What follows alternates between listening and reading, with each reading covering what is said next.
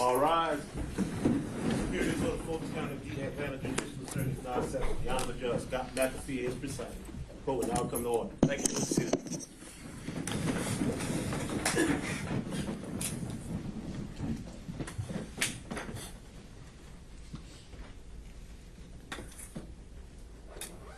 All right, let's go on the record with 23 SC 188947. Who do we have as lead counsel for the state today? Good afternoon, Judge Nathan Wade, Special Prosecutor for the state.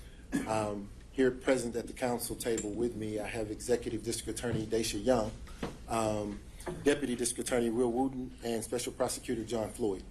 All right, thank you, Mr. Wade. And for Mr.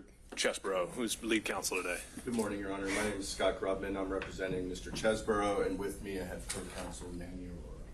All right, and Mr. Grubman, have you received express authority to waive your client's presence today? All right. And who do we have for Ms. Powell? Brian Rafferty on behalf of Ms. Powell, Your Honor, and I have received express permission to waive her appearance today. Okay, thank you, sir. All right, so just a few preliminary thoughts before we kick things off. To be clear, the scheduling order we entered for Mr. Chesboro earlier last week didn't contain any kind of a ruling on severance. So the plan would be to try to resolve as many of these issues as we can this week and to begin entering scheduling orders for the remaining defendants by either the end of this week or the early next week. So with that, is there anything else we should take up before diving into argument? Mr. Wade? Judge, the court had asked the state to be prepared to respond in its notice of the hearing, asked the state to be prepared to respond to a certain questions, a good faith estimate in terms of time, how many witnesses, and so forth. We're prepared to do that if the court would like. Okay, well, let's do that during your argument in response after we hear from defense on their motions. Okay, so I think just taking it alphabetically, there were two motions we'd scheduled to be heard today from Mr. Chesboro. So, Mr. Grubman, floor is yours, and I think the idea would be to try to limit this to 20 to 30 minutes. We'll see where the discussion takes us and go from there. Would Your Honor, would it be acceptable for Your Honor if me and my co-counsel, Mr. Aurora, there's kind of a natural split. I'd like to talk about the kind of groups of facts that will go to both of our motions, both the motion to sever counts and the motion to sever from Ms. Powell. I believe the court indicated you would want to hear arguments on both. And then Mr. Aurora will talk more specifically about the statutory factors, if that's okay with Your Honor. And it won't take we won't take up more time than any one of us would have. Okay, have at it. Thank you, Your Honor. Your Honor, I want to start off by saying we recognize this is a RICO prosecution. We recognize that, and we do recognize that part of RICO is, providing prosecutors, at least the state would argue this, and there is some case law to suggest this, providing prosecutors with a little more ability to bring in conduct that's maybe broader than had they charged a direct crime. For example, in this case, there are, I would argue, 3, 4, or 5 separate alleged conspiracies really contained in one alleged conspiracy in this indictment. Mr. Chesboro is only concerned in terms of the evidence or allegations with what I'm going to call the alternate elector alleged conspiracy.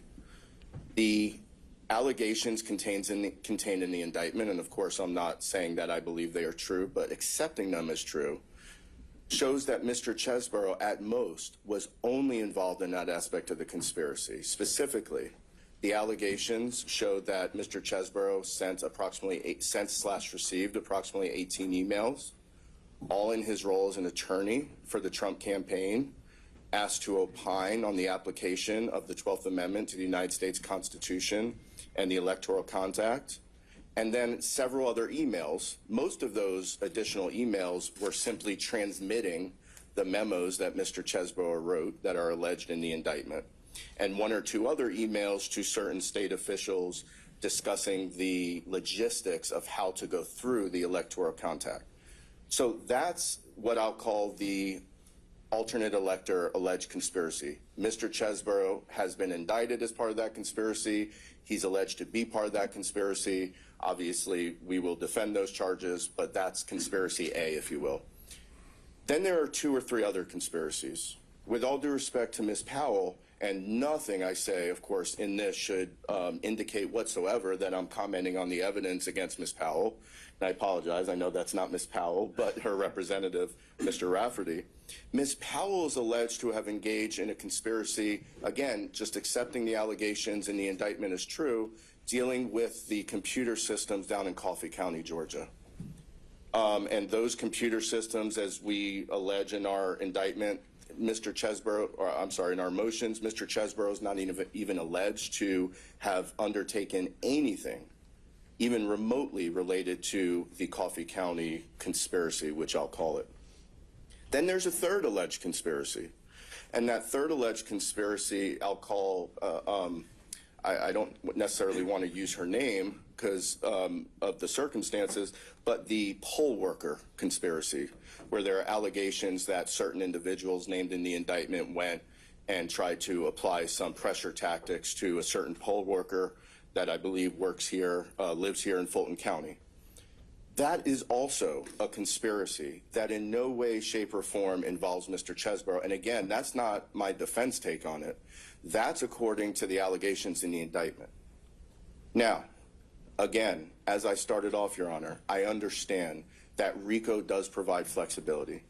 What I would argue to the court, however, is that, of course, RICO does not overrule all of the rules and statutes and constitutional provisions that ensure that Mr. Chesboro not only has a speedy trial, which of course he's already demanded, but a fair trial. And Mr. Aurora will talk more about the detailed case law, but it's pretty clear here, Your Honor, that if this case were allowed to go to trial with either all 19 defendants, which obviously it seems like that's probably not going to happen, but even with just Mr. Chesboro and Ms. Powell, you're going to have 2 cases in one. You're going to have, and I'll be very interested to hear the government's good faith estimate of evidence and witnesses, but you are going to have days, if not weeks, God forbid, maybe even say months, given some experience in some other high profile cases that are happening in this building under the RICO statute. You're going to have weeks, if not months, of testimony just related to the Coffee County allegations. And because, I mean, if you've just reviewing the publicly available information related to the Coffee County allegation shows that at least how the state indicted it, it's a alleged wide-ranging conspiracy involving various people, involving very specific allegations about computer trespass and the like. And then you're going to have a full trial, same trial, but somehow you're going to have another full trial within that same trial about the alternate electors. Now, I suspect that the government is going to, or the state, I'm sorry, is going to say, well, it's all connected with the same purpose, and therefore it makes sense to keep all these charges together and keep all these defendants together. But, Your Honor, I would ask you to please keep in mind that the purpose that we're talking about here, I mean, I guess you can say the purpose is to elect Donald Trump president. But if that were the purpose, and a prosecutor could use a purpose of that magnitude to try to tie together charges and defendants that otherwise have nothing to do with each other, then, you know, before we know it, millions of people, literally millions of people could have been charged in this conspiracy. These are totally separate cases, Your Honor. And I believe, as you'll see from my colleague, Mr. Aurora, who will get up and talk about the case law. Thank you for allowing us to do that, because he's a lot more on top of that than me. And as you'll hear from Mr. Rafferty, I suspect on behalf of Ms. Powell, it is going to significantly affect these defendants' rights to a fair and impartial trial. Why should Mr. Chesboro have to deal with a jury who's going to sit there for weeks, if not months, and listen to all of this evidence related to Coffee County and Ms. Powell? He's never been there. He's never met Ms. Powell. He's never emailed, texted, or called her. He's never spoken with her directly or indirectly. And although I'm not trying to steal the thunder from my colleague, Mr. Rafferty, on behalf of Ms. Powell, same is to be said for Ms. Powell. Why should Ms. Powell have to sit there for weeks and months hearing evidence and testimony about the alternate slate of elector alleged scheme when she's not even alleged to have any involvement in that? And again, for the third and last time, I'll go back to, I do understand that RICO exists, whether we like it or not.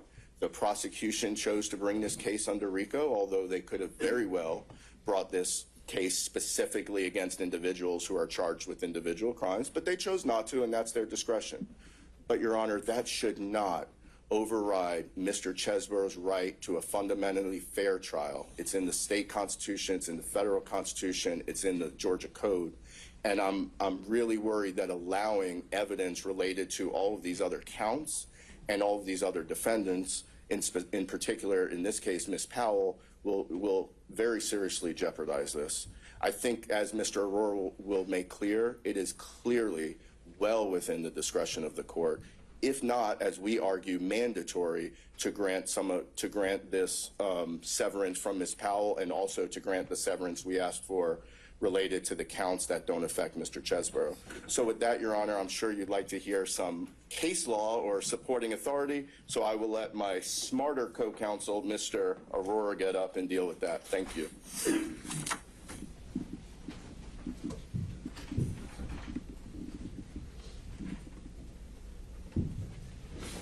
Good morning, Your Honor. Which motion do you want me to address first, the severance of the counts or the parties? Yeah, why don't we dive into the severance of defendants? I think that's the one that we might have more to talk about. All right. Well, I think, Your Honor, when you were a DA, probably battled against each other on some of these types of issues, trying to get severances together, but that was in another lifetime, I guess. I've tried to put most of the case law that we've got that's in the briefs, because in the end, I'll give you some more 2023 cases that just came down a couple weeks ago, both federally and in the state system. But in the end, I think a fair assessment is it's your decision.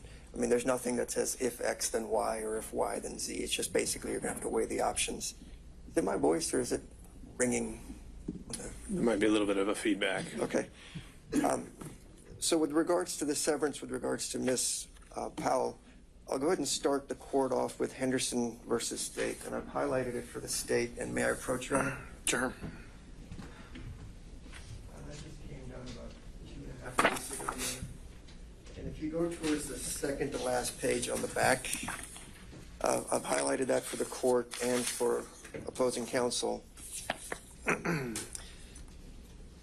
as you'll see at head notes 40, 41, and 42, like it says, everything's basically in your discretion. But in this case that just came down a couple weeks ago, what we were talking about is sort of highlighted in regards to sort of similarly the facts in our case, right? The first issue is going to be, is there going to be any confusion about the evidence? Are there conflicting defenses, antagonistic defenses? And in the end, is there going to be confusion as far as that goes? There will not be any antagonistic defenses because the two people don't overlap at all in the indictment or any evidence that I've seen. The issue is going to be what's the confusion, and one of the remedies is obviously jury charges. And in your case, the question becomes, how many jury charges can you bring, can you provide to the the jury, as far as trying to understand all these types of things? So this case that I gave you is a RICO case involving gang-related type charges. And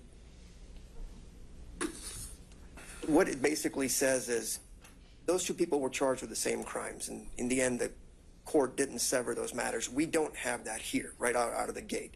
There's no antagonistic defenses, so I'm not going to get into factor 3. There's really just overflow and spillover as far as that goes. And so the question is the evidence against Ms. Powell going to impact her? And the reason I say that is we're charged in the RICO and then 6 predicate acts. The predicate acts only deal with the elector slate as far as who filled out the electors, was that fraudulent or not. With regards to what happened in Coffee County, you're going to have a ton of other charges, from witness intimidation, computer hacking, fraud, that has nothing to do with Mr. Chesboro. The other thing you look at is, are these other pieces of evidence going to be similar transactions potentially, which wouldn't be in this case because they have nothing to do with one another. There's nothing similar about it. So when the government argues that it's RICO and we get to bring in anything in the kitchen sink, I think the cases that I'm going to cite you, there's a couple more, also from 2023 that talk about, yeah, you can bring in everything, and it's mostly been like gang RICO type cases or some type of violence that's out there. It still gives you an out based on what you think. And the reason I bring these up is in all those cases, everybody's charged with the same things. Here, they can argue that it's a similar activity, but not to speak for Ms. Powell, but essentially from what I understand from the public record is she was fired before this conspiracy actually even started up because she said something that was supposedly crazy and the Trump people got rid of her, and whatever she did was sort of on a lark on her own as far as Coffee County goes. That's just my understanding from the public.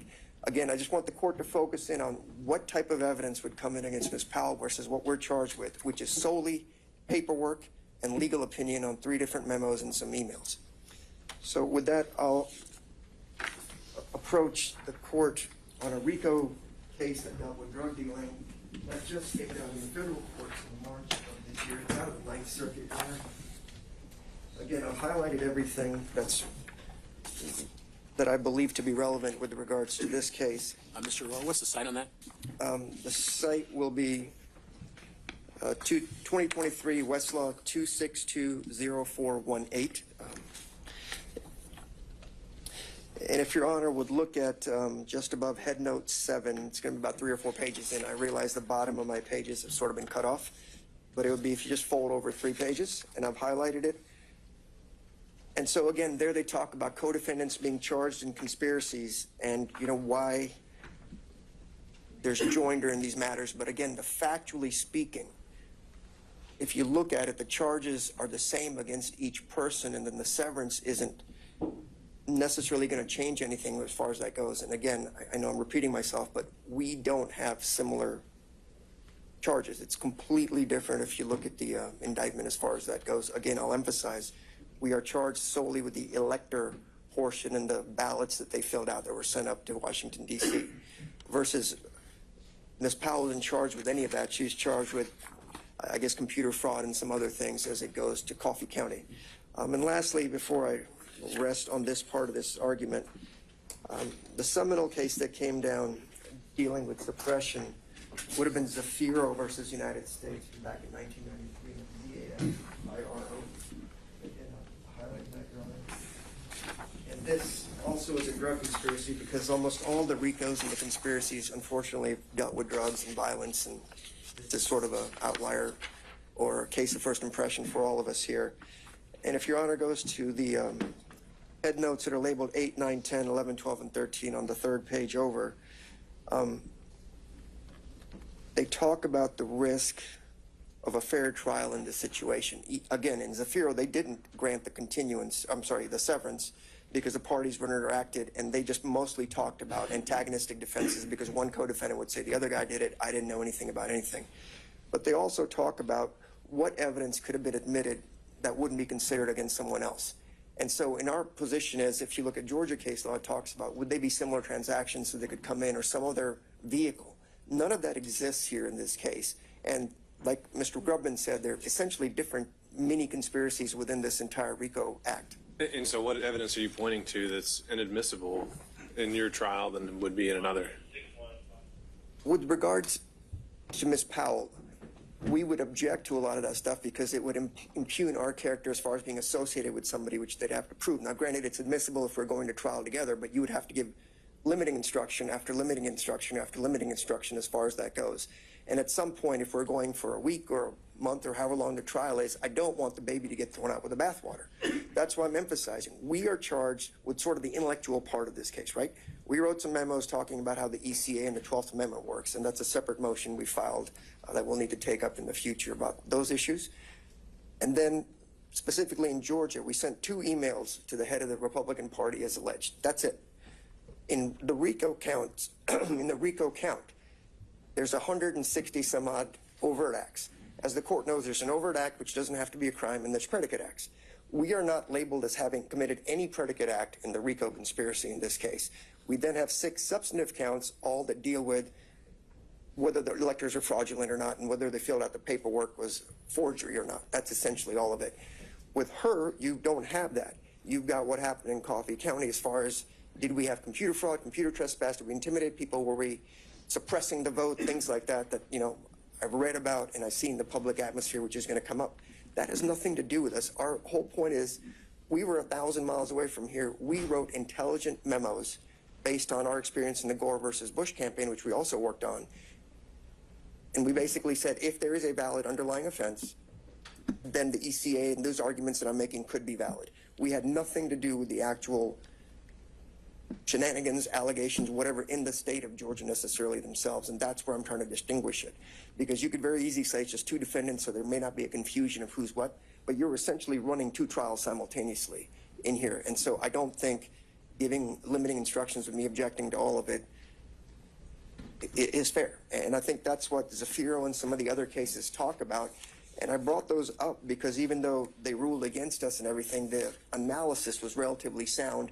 And in the end, it says you can do what you wish because there is no specific X then Y situation. So that would be my argument with regards to Ms. Powell. So let me unpack a few of those because so under the kind of traditional three-prong metric we're looking at, one of the recurring themes is spillover evidence. And if you're saying that essentially what we've got are two different trials or two different conspiracies that have been joined under this umbrella, and you said that Mr. Chesboro never even interacted or knew Ms. Powell in any way, where is the spillover there? If they've actually never interacted and these counts are entirely separate, as you keep kind of pointing out.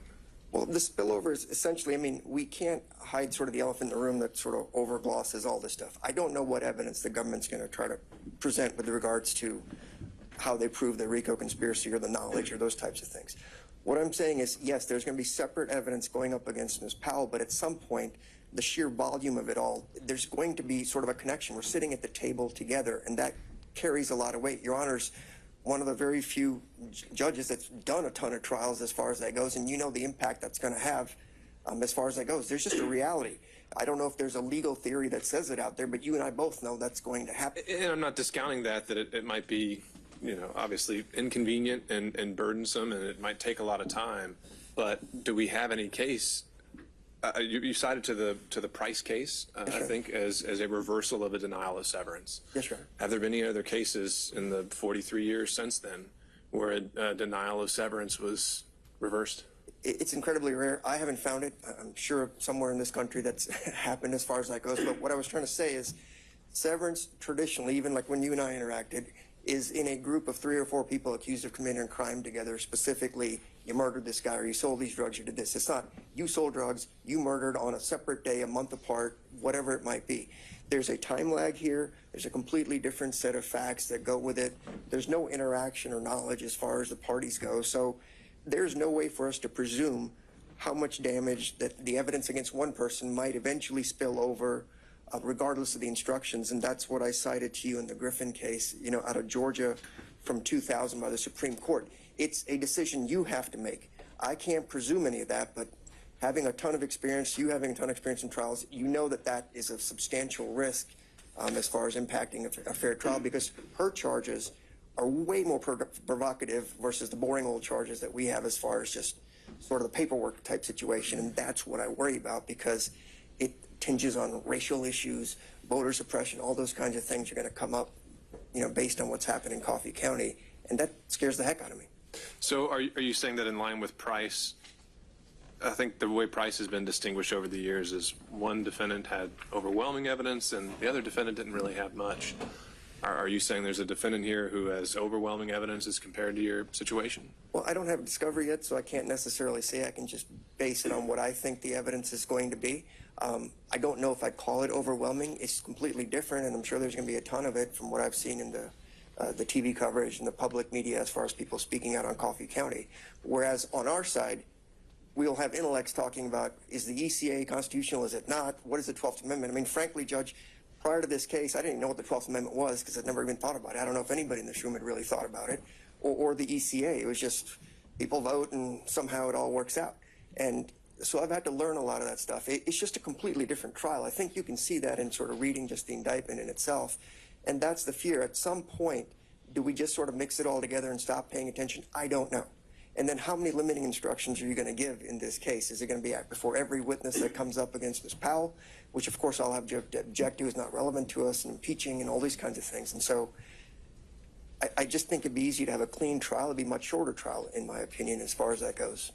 So that would be my position, and I'll let Mr. Rafferty address it, and then I can address the second issue. Why don't we just go ahead and, since you're up, we'll talk about severing counts, because that one I wanted to make sure I understood exactly what you were asking for. Are you saying there should just be a redacted indictment if you proceed to trial alone? Or are you saying that the state shouldn't be allowed to introduce any evidence other than what Mr. Chesboro has specifically been charged with? What I'm asking for is a redaction, and we typically do that on cases where, we have hearings on certain charges or a co-defendant falls out. If there's multiple murders or multiple drug deals, you sort of block it out. I don't know how else to phrase it except for maybe a severance of counts. We have 7 counts. I get it. I don't necessarily think they're related, but I'm not going to challenge that because the law is weak on those issues. The 34 other counts involve a total of 13 defendants that we're not affiliated with. Our counts are involving 6 total people. But the other 34, again, as Mr. Grubman said, are multiple conspiracies within the conspiracy, and I don't see how that's relevant or even admissible in this case. It's not similar transaction material. So I'm just asking it to be redacted, I guess, if that's the correct word, because we're not being judged on those counts, so we shouldn't be telling the jury all this kind of things, just like you'd redact some of the names in the indictment. So to be clear, it's more just a logistical thing that the jury would get an indictment that's been changed just to reflect your case, not that they couldn't have witnesses talking about the entire RICO enterprise as they allege it. Right. I'm not saying that all that's a matter of different objections down the road as to admissibility or relevance, but on this matter, I'm just saying the jury shouldn't be seeing the other 34 counts that are out there, or the, I guess, 18 other defendants or 17 other defendants that are out there. I did cite Durden as far as your discretion, but that's, again, more about counts I've been charged with, trying to sever, something apart. We don't have that time distinguishing. All our actions are within basically 2 weeks, so I'm not going to waste your time with that. I'm just saying what the other 34 counts deal with, the time frames are different, the people are different, the charges are different, and so I would just like a sanitized indictment, whether we go alone or with Ms. Powell, as to those counts, because I think the court can see, obviously, there was some prejudice there, having to read off a 98-page indictment when only, I think, 6 or 7 pages apply to us. Okay, fair enough. Thank you, Mr. Aurora. Yes, Your Honor. And will I be able to rebut if the government chooses? Let's see where we go. Okay.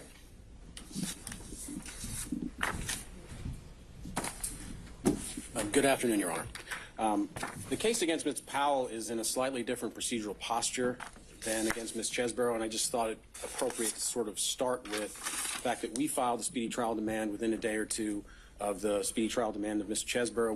Mr. Chesboro, and we have not yet received a scheduling order or a ruling or anything else about, when the trial of Ms. Powell will occur. My experience as a former federal prosecutor and in federal court under the Speedy Trial Act is in situations where you have multiple defendants like this, if one defendant makes a demand for a speedy trial or two, as we have here, the court has the discretion under the Speedy Trial Act in federal court to still push the case down because some other defendants, as we have in this case, have said they're not ready for trial. That's ordinarily what happens in federal court. But here in state court, looking at the state law and the state Speedy Trial Act, by virtue of our demand and the various severance motions that other defendants have filed saying they're not ready for trial, I think Ms. Powell has to be severed out from the remaining 17. And so the question for today, in my mind, is whether the trial of Ms. Powell will be joint with Mr. Chesboro or not. I think based on all of the law that I've seen, and I haven't seen anything to the contrary, her demand for speedy trial cannot be trumped by the desire of the government to try everyone together when other defendants have moved to sever and said they're not ready. And so that's sort of the first point I wanted to just make is although the court hasn't issued a scheduling order, I think we are on the same path as Mr. Chesboro about when this trial should happen, which leads us to sort of the second question about whether or not Mr. Chesboro and Ms. Powell should be tried together. And I echo many of the things that my co-defendants counsel have said, although I have a very different view of the evidence and the evidence as it relates to Ms. Powell. I'll just point out in the indictment, the government was kind enough to list on page 16 or 17 or 18 a summary of the various manner and means of the indictment. And if you look at that, you'll see that Ms. Powell had nothing to do with most of it. Ms. Powell had nothing to do with false statements to state legislators, nothing to do with false statements to high-ranking government officials, nothing to do with false electoral college documents, nothing to do with the election worker here in Fulton County, nothing to do with solicitations of the Department of Justice, nothing to do with solicitations to the vice president. The only thing which she's alleged to have involvement is, as my co-counsel have said, is this Coffee County matter. And frankly, Your Honor, the way the government has characterized that, the evidence is going to show they're incorrect. She was not the driving force. The evidence will show that she was not the driving force behind that there were other lawyers not mentioned in this case that were actually the driving force behind that. We've submitted a Brady request already to the government before this hearing, asking for a host of different kinds of exculpatory material that we believe the government has that will show that. That will show that she was not the person that was behind this, has been alleged in this indictment. Her typewritten name does appear on a contract, but she never signed the contract, and the contract isn't even for Coffee County. It's for another state, and she never signed it. And the most important part of this case, Your Honor, with respect to the Coffee County aspect of this case, is the question of authorization and whether or not the visit down there was authorized or not. And there's a lot of public documents that are out there that demonstrate that numerous folks associated with Coffee County authorized that visit. The video itself shows that. Ms. Powell's name appears maybe a dozen times in this indictment. She has nothing to do with the electoral college aspects of this, which is going to involve all sorts of complex testimony about constitutional issues and things of that nature. Her only involvement, as alleged by the government, is what happened in Coffee County, and even that they have wrong. So why does that matter? Because my presentation, my cross-examination, my case is going to depend on my ability to present to a jury that she had nothing to do with what the government says she was involved in Coffee County. The evidence is not going to show what they say. But all of that, all of my efforts, is going to get washed away in days or weeks of testimony, perhaps, about the Constitution and whether or not and under what circumstances alternative electors can be put in place, and whether the legal opinions of Mr. Chesboro and others have any sort of legal validity. All of that is going to be prejudicial to my client.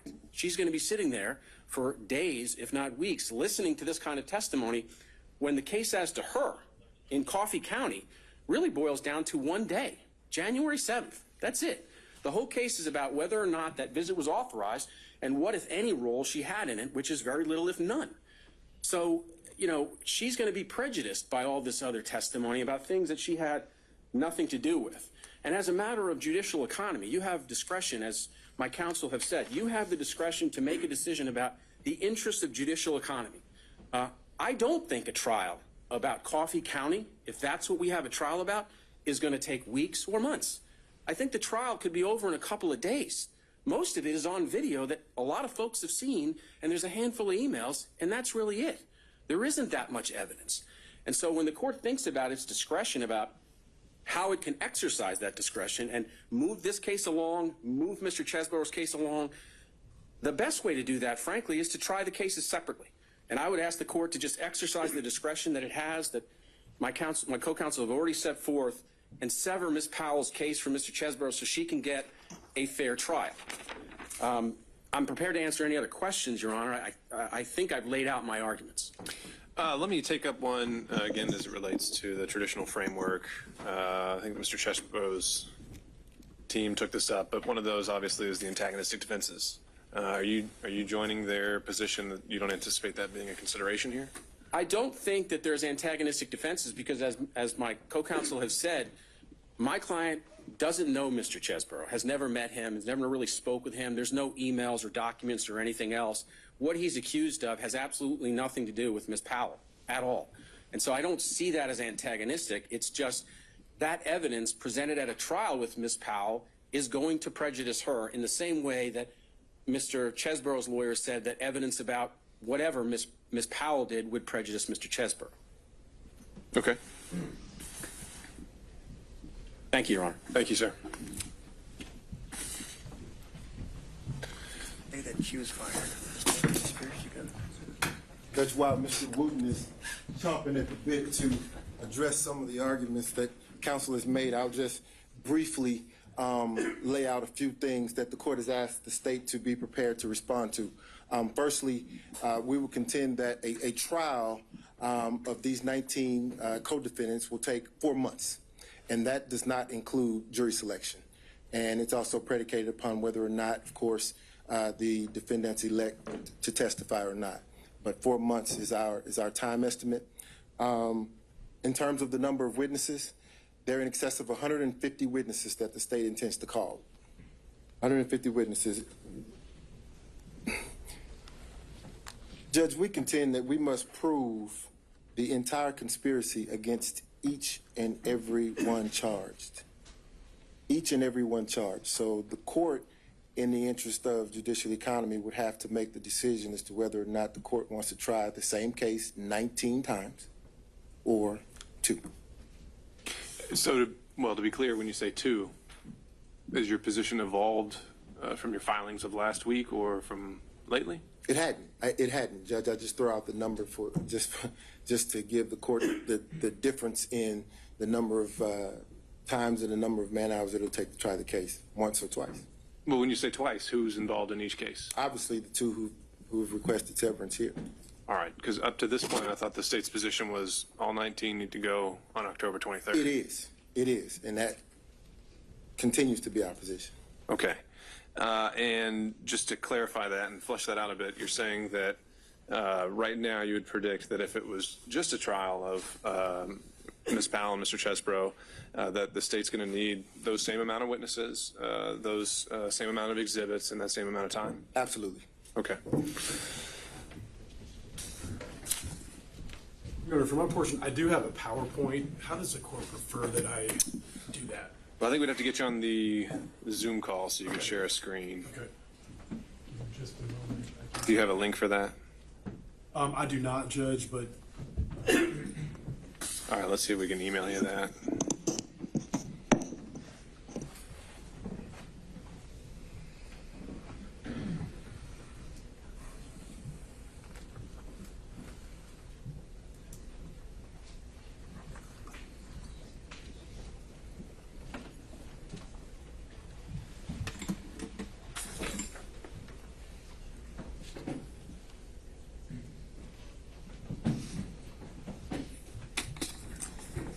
Does the government have a paper copy of the PowerPoint that it can share with counsel? Yes.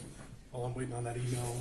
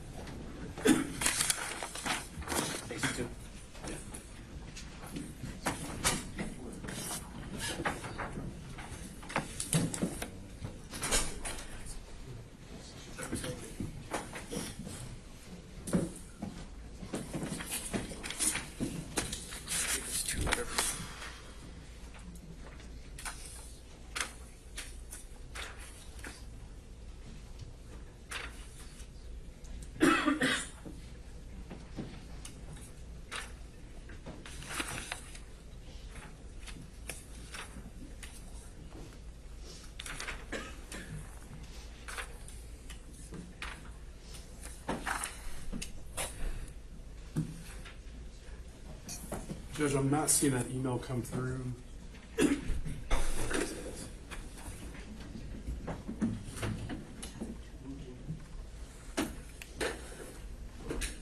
Just hold another minute.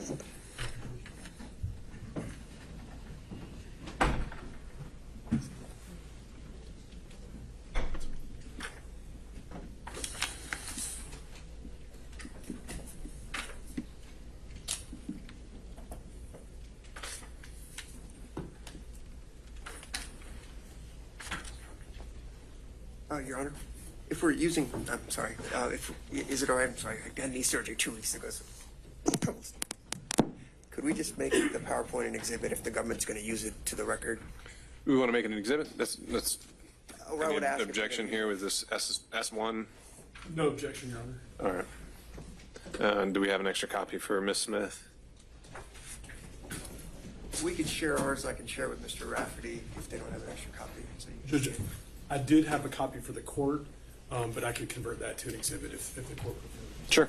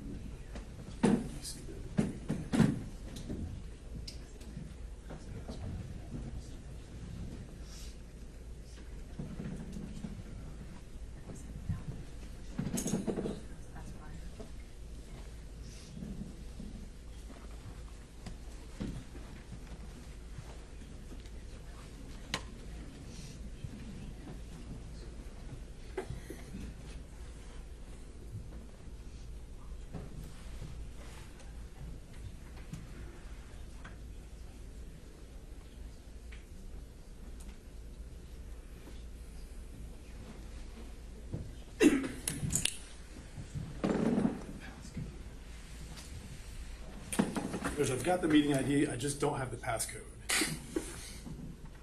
Stand by for another email. I've actually got it right here, Your Honor.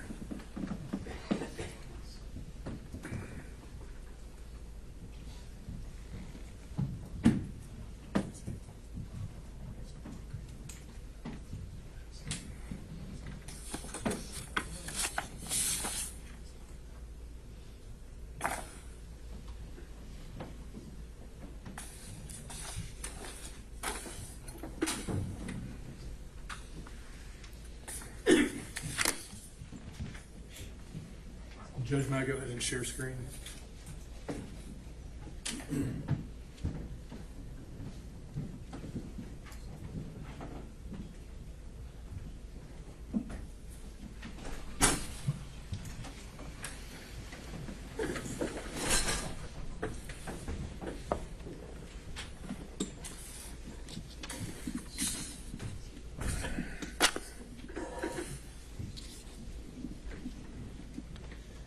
Your Honor, I'm just going to quickly move through, of course, the statutory and case law parameters under which Your Honor has to make this decision. 1784A, of course, states that when two or more defendants are jointly indicted, such defendants may be tried jointly or separately in the discretion of the trial court. And our case law, we're relying on Collins versus the State, 312 Georgia 727. Three factors to consider are the likelihood of confusion of the evidence in law, the possibility that evidence against one defendant may be considered against the other defendants, and the presence or absence of antagonistic defenses. And I guess the position of the other side is that neither is saying that three is an issue, that there doesn't seem to be any antagonistic defense. Of course, neither the mere presence of an antagonistic defense nor the possibility that a separate trial will give a defendant better chance of acquittal is sufficient to sever. The defendant bears a burden of showing that a joint trial would be so prejudicial as to amount to a denial of his or her right to due process. So I want to talk about what's not a proper ground for severance first. And this is coming from Mr. Chesboro's motion to sever. He says, in sum, there has never been any direct contact or communication between Mr. Chesboro and Ms. Powell. Similarly, there is no connection or overlap between the overt acts or the substantive charges associated with Mr. Chesboro and Mr. Powell. That is not a defense, and that is not a ground for severance. Similarly, Ms. Powell's motion says that Ms. Powell can receive a fair trial only if she's tried alone. The prejudice that would inure to her from a lengthy trial with any of those she was not involved with, and about the vast number of events she had no knowledge of or connection with, would deny her due process. Again, not a defense, not a ground for severance. Turning to case law, Lowry versus the State, 347 Georgia App 26, a 2018 case. Nothing in Georgia's RICO provisions requires that Lowry, the defendant in that case, have participated in or even been aware of all the alleged acts of racketeering activity committed in connection with the common enterprise. Thompson versus the State, also Georgia Court of Appeals. None of the provisions of the Georgia RICO Act requires that each defendant in an enterprise have full knowledge of all facets and elements of the enterprise and all of its members or actors. And likewise, the federal courts agree. This is an 11th Circuit case, 1996, United States versus Castro. In proving the existence of a single RICO conspiracy, the government does not need to prove that each conspirator agreed with every other conspirator, knew of his fellow conspirators, was aware of all the details of the conspiracy, or contemplated participating in the same related crime. And so we've heard a lot from both defendants about they didn't know the other people. They were located thousands of miles apart. They didn't even know that the other parts of the conspiracy were going on. But the case law is clear that that does not matter. Of course, anytime a person enters into a conspiracy, they are liable for all of the acts of all of their co-conspirators. And that's it. Evidence against one is evidence against all. And as Mr. Wade noted to the court, the state's position is that whether we have one trial or 19 trials, the evidence is exactly the same. The number of witnesses is the same. And so many of the arguments that are made on the other side evaporate. I want to look at the cases that were cited by Mr. Chesboro in his motion. Griffin versus the State, that's a case where severance was properly denied. It is not a RICO case. Brown versus the State, another case where severance was properly denied, not a RICO case. Baker versus the state, severance was properly denied, not a RICO case. Padgett, severance properly denied, not a RICO case. Jones versus the state, severance was properly denied, also not a RICO case. Zafiro versus United States, federal case. Again, severance was properly denied. That was not a RICO case. Henderson, which we just received just now, that was also not a RICO case. Severance was properly denied. Mr. Chesboro points to a couple of cases in his motion where a conviction was reversed on appeal. And as the court pointed out, in those cases, what the appellate courts found was that at trial, the evidence against one defendant was minimal, almost nothing compared to the evidence against the co-defendants. And so it was just fundamentally unfair that there was all this evidence that applied to one, very little that applied to the other, and the jury may have been confused. Look at Defendant Powell's list, and most of these are the same, so I'll click through them. Again, same cases, most of them severance properly denied, none of them a RICO case, and the ones where a conviction was overturned on appeal, again, it came down to insufficient evidence at trial. The evidence against the defendant named was just so minimal compared to the evidence that was pertinent to the other defendants charged. And of course, conspiracy cases, and more specifically, RICO conspiracy cases, are different. And that's why we point out that all of those cases relied on by the other side are not RICO cases. And so the analysis is different. The facts are different, and the law is different. Looking to our Georgia courts, Pasha versus the state, 273, Georgia App 788, 2005 case. Each actor in a conspiracy is responsible for the overt actions undertaken by all of the other co-conspirators in furtherance of the conspiracy. Willingham versus the state, Georgia Supreme Court case 1995, where there's sufficient evidence of a common scheme or plan to commit a criminal offense, joinder is authorized. And our federal courts kind of take both of these concepts, and in United States versus Caporale, 806 F. 2nd, 1487, an 11th Circuit case here in Atlanta in 1986, joinder of co-defendants in a count charging a single RICO conspiracy violation is permissible, even if different defendants are charged with different acts of racketeering, if the racketeering acts charged are in furtherance of the overarching RICO conspiracy charge. And in our case, the state's theory of the case, and as laid out in the indictment, each and every one of those 161 overt acts charged, and all of the offenses charged from count 1 to count 41 were all in furtherance of the same overarching RICO conspiracy, which was to unlawfully affect the outcome of the 2020 election in the state of Georgia. Every single one. I understand the other side's argument that, my client's over here in Coffee County, my client's over here in Wisconsin or wherever sending off emails. But the problem for them is that it doesn't matter because it's all part of the same overarching RICO conspiracy. And the state's theory of the case, as alleged in the indictment, is that as this enterprise operated in multiple states and operated quite a lot in Fulton County, that's why we have this case here in Fulton County, the conspiracy evolved. One thing didn't work, so we move on to the next thing. That thing didn't work, so we move on to the next thing. That thing didn't work, so we move on to the next thing. And that was going on from the first overt act to the last overt act, all part of that same overarching RICO conspiracy. Turning back to the factors that the court needs to look at, and I'm just going to kind of talk about factors 1 and 2, the likelihood of confusion of the evidence in law, and the possibility that evidence against one defendant may be considered against the other defendant. Of course, 3, which the other side agrees is not an issue here. But 1 and 2, because this is a RICO conspiracy case, and because the evidence against one is admissible against all, 1 and 2 evaporate. There's no likelihood of confusion about which evidence applies to which defendant or which law applies to which defendant when all of them are alleged to have engaged in the same conspiracy. And it's significant that in count 1 of the indictment, the RICO count, the allegations set forth in counts 2 through 41 are all included in that count 1. And so while, Mr. Chesboro may have never been to Coffee County, the evidence about Coffee County is evidence that the enterprise existed and shows that the enterprise was working. And because it's a conspiracy case, Mr. Chesboro is liable for what happened there, and it's admissible evidence. Again, going back to our federal court, since any evidentiary spillover, and the court asked about this issue, since any evidentiary spillover is vitiated where the evidence in all events would have been admissible against the movement, in the context of a conspiracy, severance will rarely, if ever, be required. This is a First Circuit Court of Appeals case, and we submit that is persuasive authority here.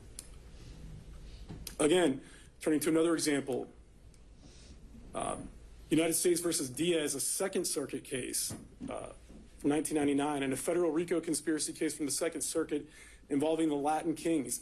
Even when a defendant was implicated in only one of 9 separate murders carried out as part of a pattern of racketeering activity, a joint trial was proper because all of the evidence was admissible against each and every one of the defendants to show multiple things, not just that they committed an act, but to show the existence and nature of the RICO enterprise, and to show a pattern of racketeering activity on the part of each of the RICO defendants, as well as his or her relationship with the enterprise itself. And I just love this quote because I think it sums it up. Again, it's an 8th Circuit Court of Appeals decision, persuasive authority, but there in United States versus Kehoe, the 8th Circuit said that it will be the rare case, if ever, where a trial court should sever the trial of alleged co-conspirators. The other side pointed a little bit to this, but I did want to mention that any potential jury confusion can be addressed by other means other than severance, such as an instruction to the jury to separately consider the evidence as to each defendant. Now, again, the state's position is that because this is a conspiracy case, because it's a RICO conspiracy case, that all of the evidence is admissible against all of the defendants. But even if that, even if there were some issue, or to be extra cautious, the court could give a limiting instruction. And the state's position is that it would not be limiting instruction after limiting instruction after limiting instruction, because again, all the evidence is admissible against all the defendants. Also, the defendants completely ignore a long line of cases in Georgia that affirm the denial of severance for Georgia RICO Act violations, all decided under these same principles that I've just talked about. First, Chancey versus the state, Georgia Supreme Court, 256 Georgia 415, a 1986 decision. Evans versus the state. I think we've got the sites here. We can Okay. look at those later. Sure. And those are provided to counsel, and I have copies of those as well for you. So under these principles, the defendants cannot satisfy the first 2 prongs. Likelihood of confusion of the evidence in the law, the possibility that evidence against one may be considered against the other, because that's allowable. That's exactly what a RICO conspiracy case is allowed to do. I don't think I need to talk too much about the 3rd prong because of the statements of the other side. Just would hit that defendant has to show that a joint trial as it relates to the 3rd prong would have to amount to some sort of a denial of a due process right. And we don't believe that's the case here. Palmer versus the state, just to point out a few, Georgia Supreme Court case where the Palmer court highlighted certain situations where there was an antagonistic defense, Barge, Metz, Lauren, and again, won't get into those because of where we're at. But the bottom line there is that it has to be prejudicial as to amount to a denial of his or her right to due process. Also want to talk about public policy. Public policy, and our courts have hit on this issue, strongly disfavors severance in complex conspiracy cases for several reasons. One is judicial economy. There's been arguments on the other side that somehow severing any of these defendants out would be more economical. I'm not quite sure how that works. I think one 4-month trial is shorter than multiple 4-month trials. Same witnesses, same evidence. Minimizing the inconvenience and trauma on victims and witnesses. And I want to remind the court that part of this RICO conspiracy involves victims. There are victims in this case that were targeted by members of the enterprise, and their lives were turned upside down. And that's an important part of this case, and having those people come and testify multiple times over and over would both inconvenience, but more importantly, traumatize them. Consistency of the verdicts. And I've got a little bit of case law that talks about that. Efficient use of state resources and fundamental fairness.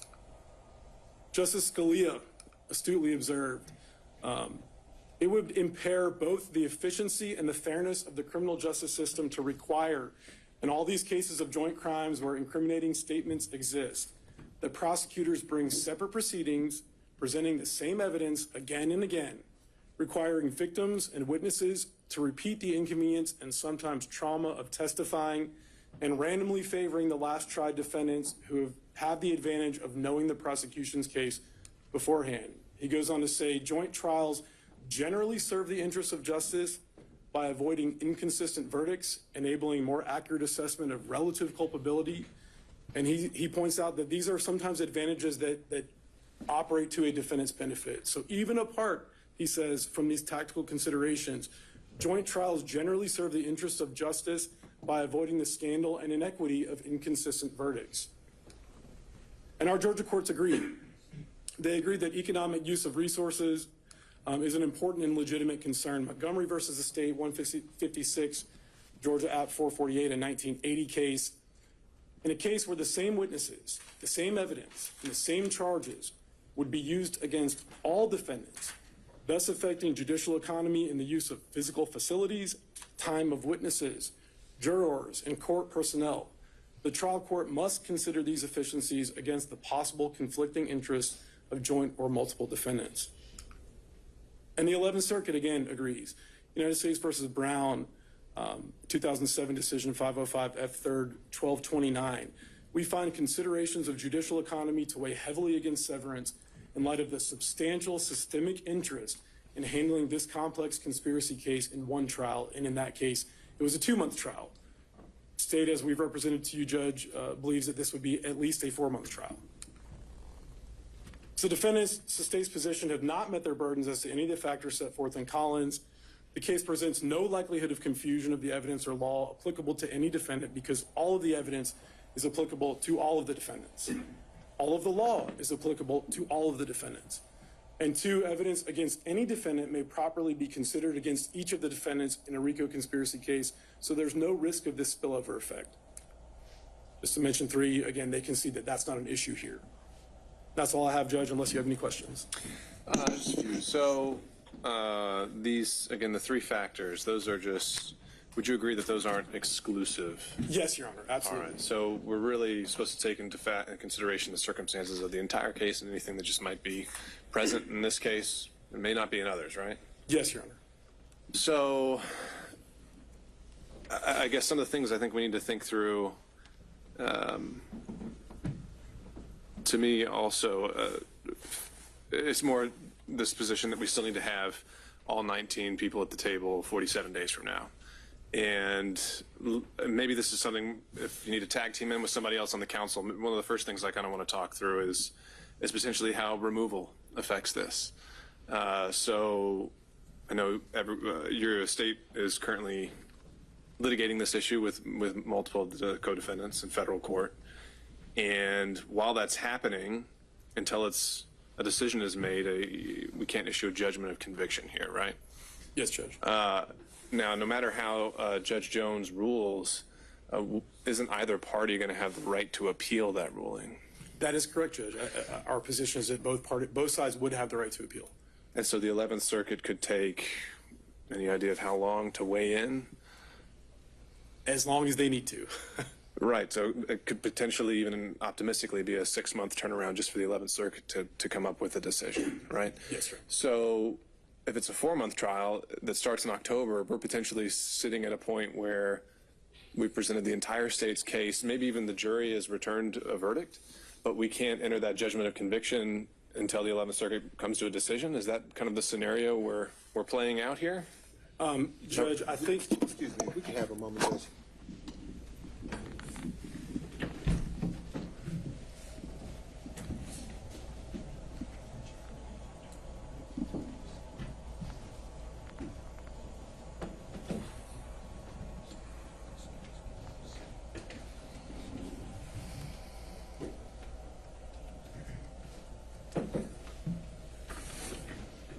Your Honor.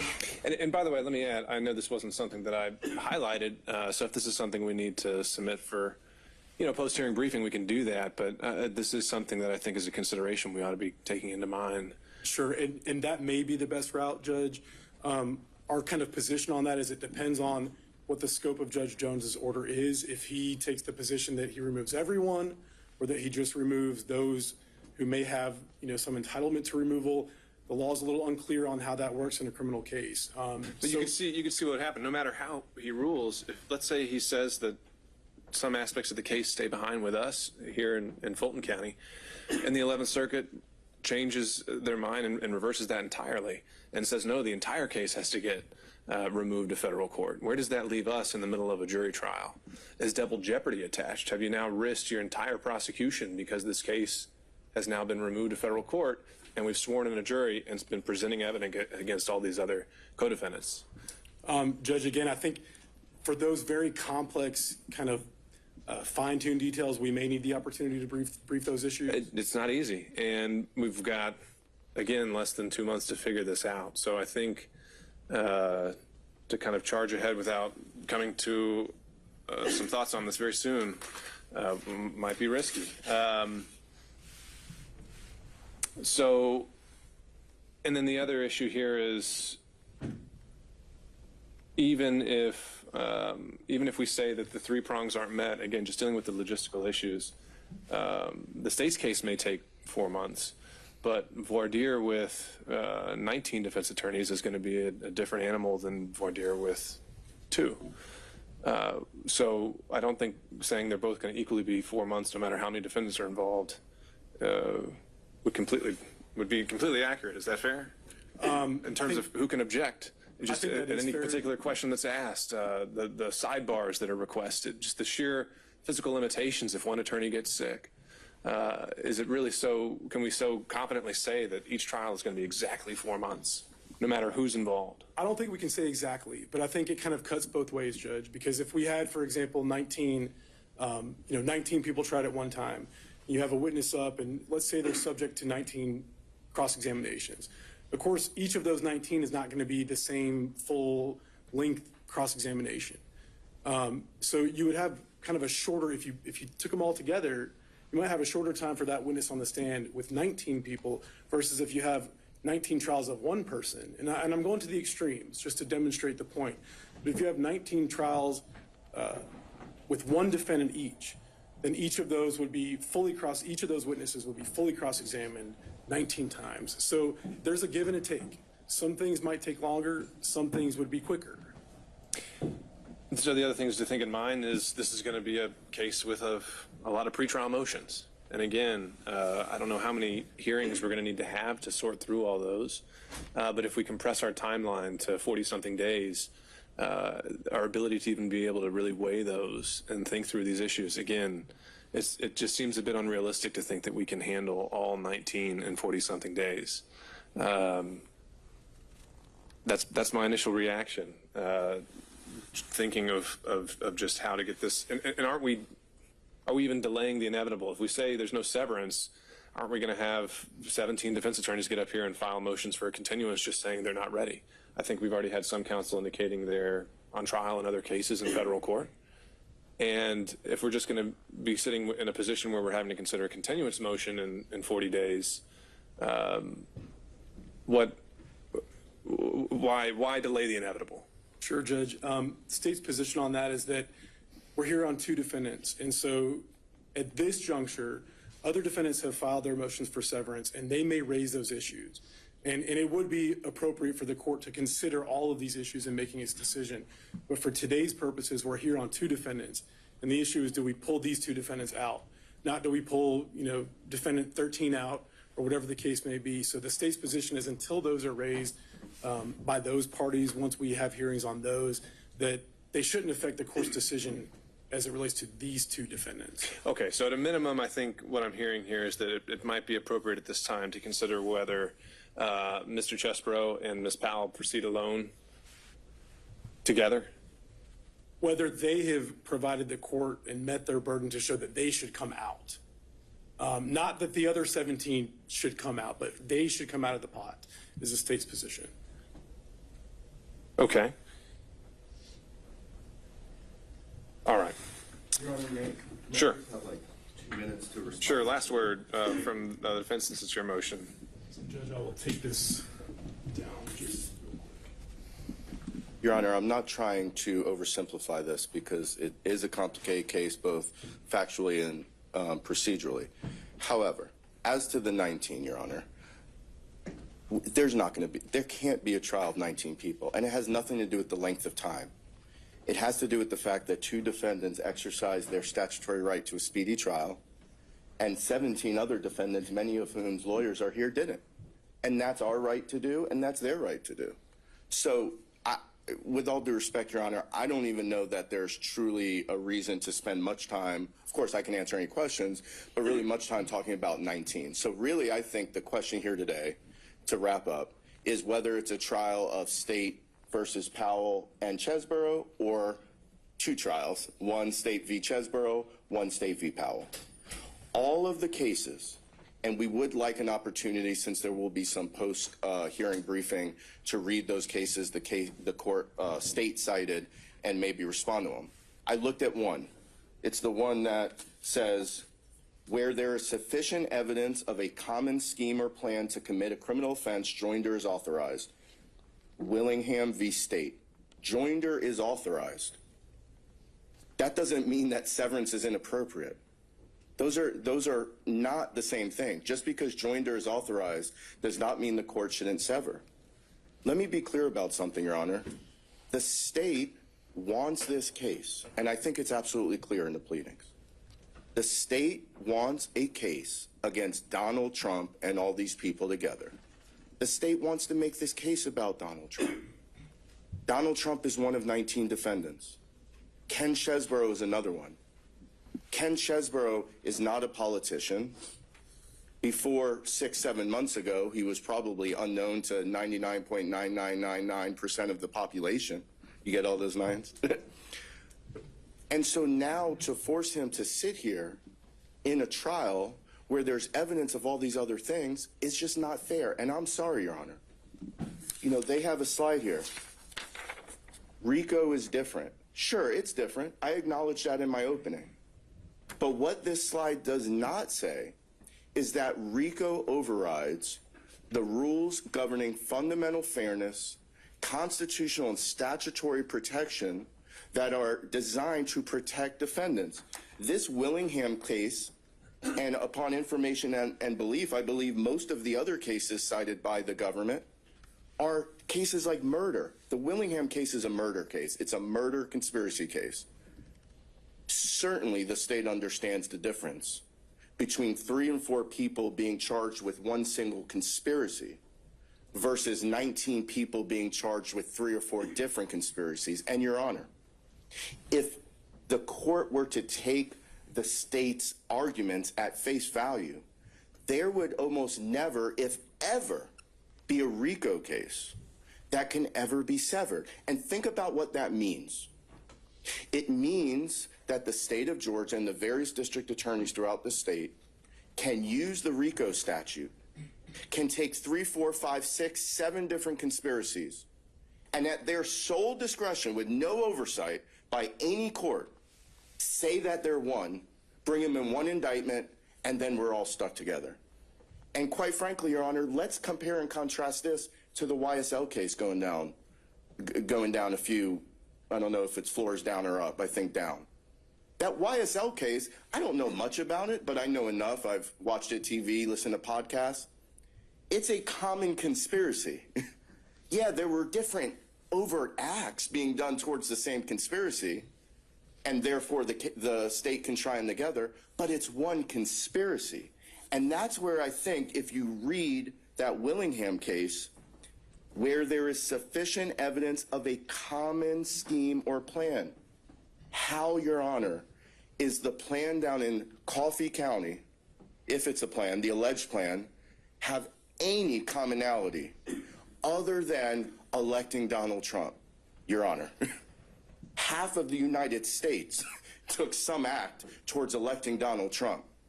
If that were the only thing that mattered in terms of connecting all these as a common conspiracy, there would be no rules of due process. And the last thing I'll say, Your Honor, is I will go back to what we said at the beginning.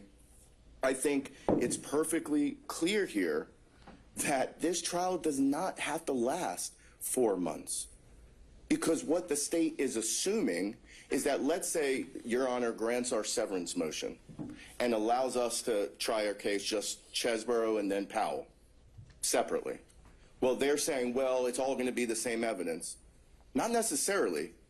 Obviously, the time hasn't come to file motions in limine, but we will obviously file motions in limine regarding the admissibility of certain evidence, certain extrinsic evidence of other acts that we don't think are relevant. And we have the other motion to sever the counts.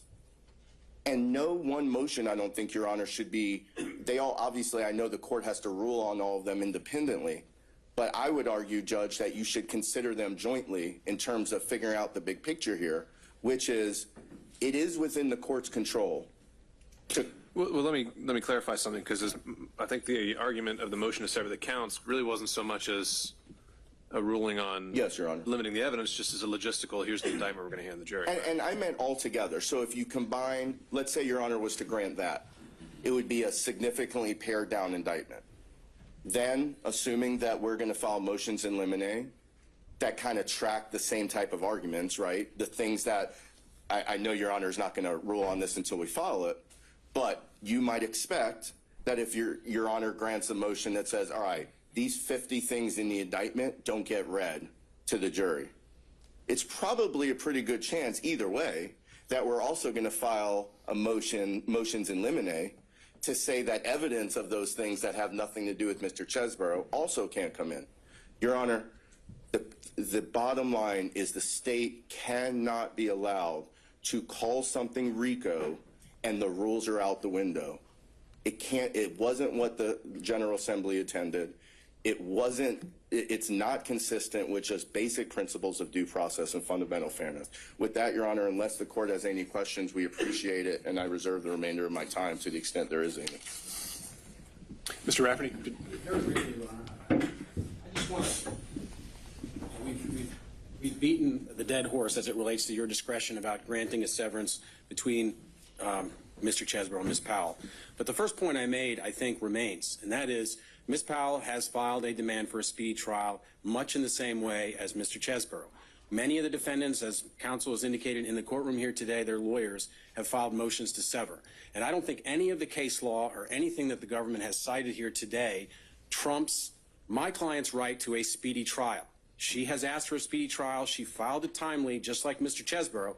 Therefore, I think, at a minimum, her case is severed from the remaining 17. It must be severed because none of the cases that the government cited point to the idea that all of those considerations trump the statutory rights of my client to a speedy trial. So, you know, we can see what post-briefing comes in about severing Mr. Chesboro from Ms. Powell, but I don't think there's any dispute at this point that Ms. Powell and Mr. Chesboro are severed from the remaining 17 based on our demands for speedy trial.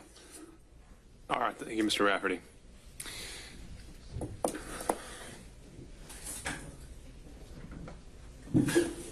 Your Honor, just briefly, just for the purpose of the record, I want to make clear that there is a dispute about severing the 2 from the 17. I think the state's made that clear, so I just want to make sure that that's cleared up for the record. There's some statement from the other side.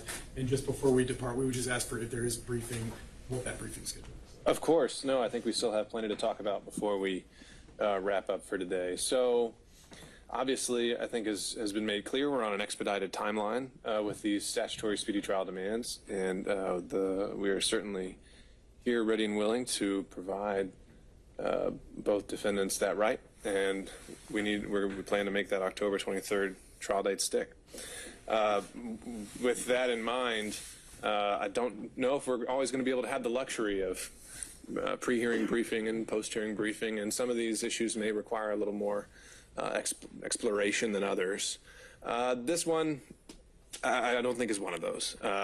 When it comes to the question of whether to sever Ms. Powell and Mr. Chesboro, I certainly agree that there are always guardrails, and that RICO, as indicted, can't just be used to do anything, but it is broadly construed, and those guardrails are found in those 3 factors. And the 3 factors traditionally that we've gone through really don't seem to be at play here.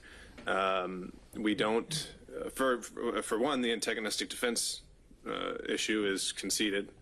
Both parties are going to be claiming they have no idea who the other is and will be pointing the fingers at each other.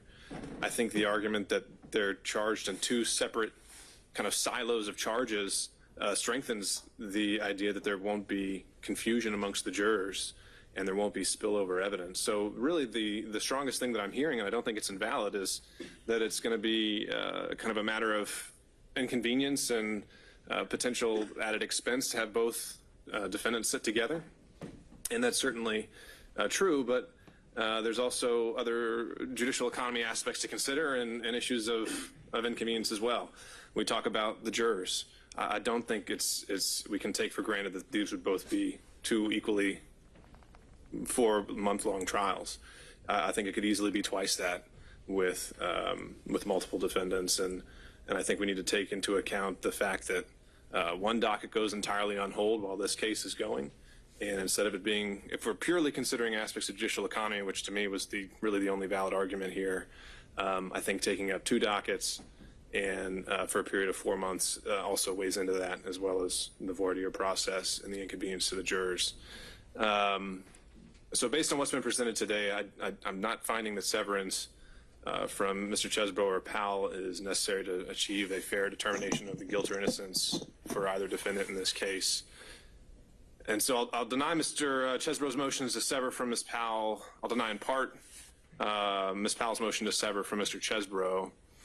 And the plan will be to enter a scheduling order for Ms. Powell mirroring that of Mr. Chesbro with the October 23rd date holding.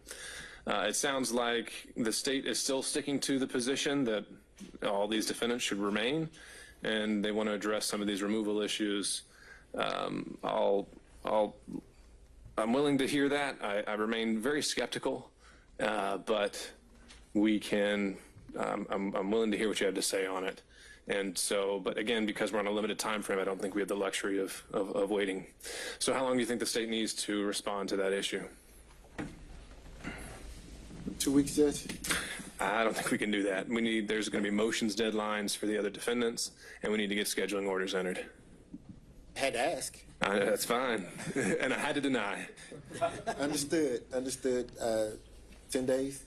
Well, I think the 10-day mark from today. I know, again, I'm setting the indicator that folks are going to have more than 10 days to file their standard post-arraignment motions. Let's see if we can have that by Tuesday of next week. Again, this is limited to how you think logistically we could possibly keep these defendants together, and I think we can limit that to 10 pages.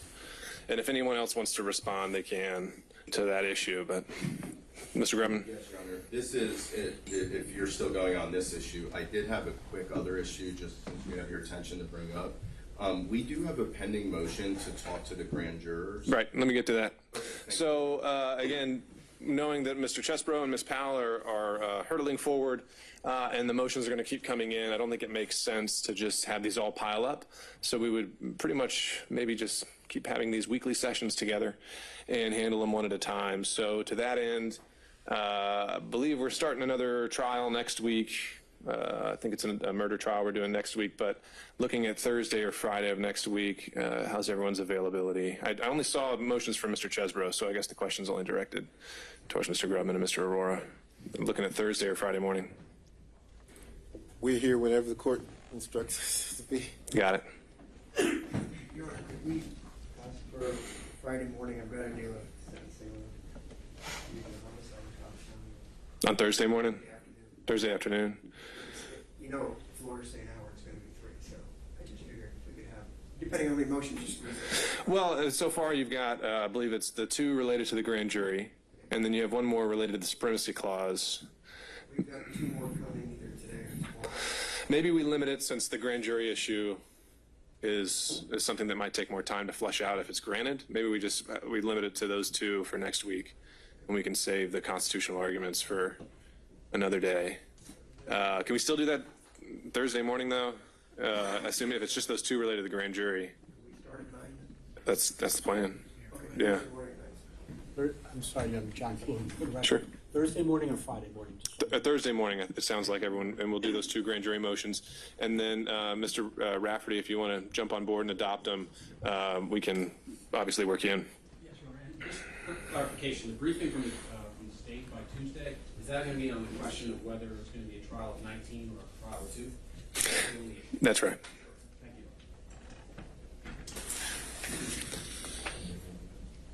Nothing else from Mr. Chesboro this time, Your Honor. Thank you. Okay, thank you, Mr. Grubman. Anything else we should address since we're all here together? Real quickly. Sir, yes, sir. Some of the lawyers for some of those other defendants are in the courtroom may well have interest in the issues and the arguments that the government makes about whether it's a trial of 19 versus a trial of 2. And so are those other lawyers permitted to submit some kind of briefing in response to whatever the government says?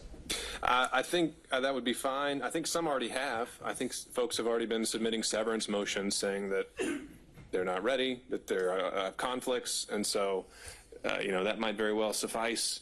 But certainly, I'm not going to foreclose that opportunity if they want to be heard in more detail. So we'll send out an email to everyone indicating as much. And relatedly, then on Thursday morning, will we potentially have some discussion of that motion as well? That briefing? We can. Again, I think by then I'm hoping to have already ruled and issued some scheduling orders because we need to get that clarity so we can focus on what lies ahead. Anything else? No, Your Honor. Okay. Anything from the state? No, Judge. All right. Thank you all. See you next week. Thank you, Your Honor.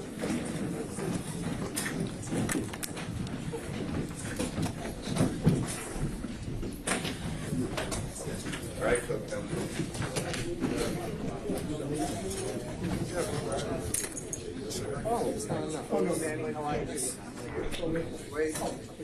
Walk around. You can do it in a great way.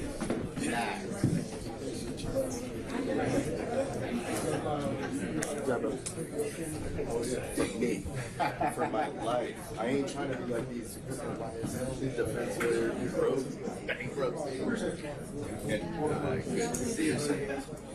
Thank you.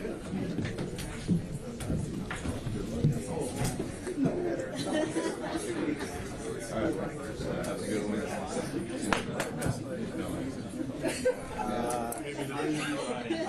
I can do the dive. Okay. Ready to trial?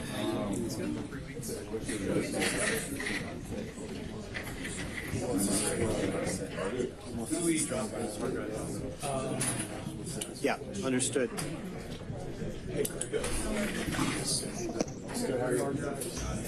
Good. Drop off the 2 terabytes. Yeah. I don't have it with me, but I'll. Who's my front desk? Third floor. My name. Just Second chance to meet you, Brian.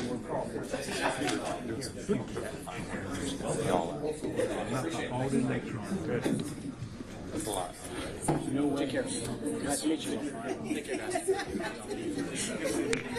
We file